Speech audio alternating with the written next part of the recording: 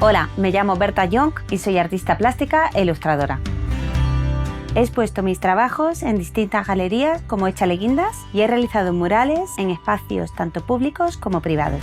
Y además he escrito e ilustrado mi propio libro Desde la crisálida, que enseña el poder terapéutico del arte. Dibujando y experimentando con la acuarela he aprendido a trabajar de una manera libre y fluida, pintando la esencia de lo que observo. Siempre estoy fotografiando lo que me rodea, recogiendo referencias para mis proyectos. La naturaleza es mi fuente de inspiración. En especial los insectos me encantan por la belleza de sus colores. Para mí un diario es una forma maravillosa de coleccionar e investigar sobre insectos, flores y plantas.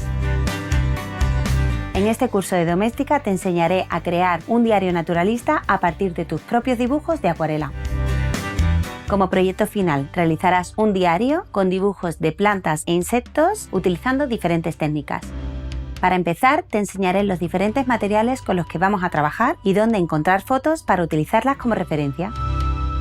Llega el momento de empezar a pintar. Juntos pintaremos dos insectos, un saltamontes para profundizar en el volumen y un insecto palo para jugar con las transparencias de las alas.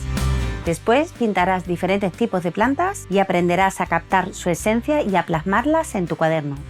El siguiente paso será centrarnos en hacer una página en la que crearemos una escena de un insecto en su hábitat. Escogeremos una mariposa negra y turquesa y la pintaremos en un ambiente de plantas a la que añadiremos una mancha de acrílico.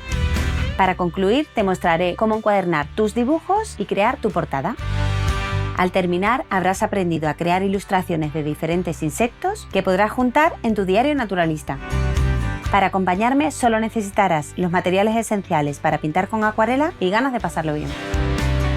Este curso está dirigido a todas aquellas personas que quieran crear su propio cuaderno de dibujos en acuarela.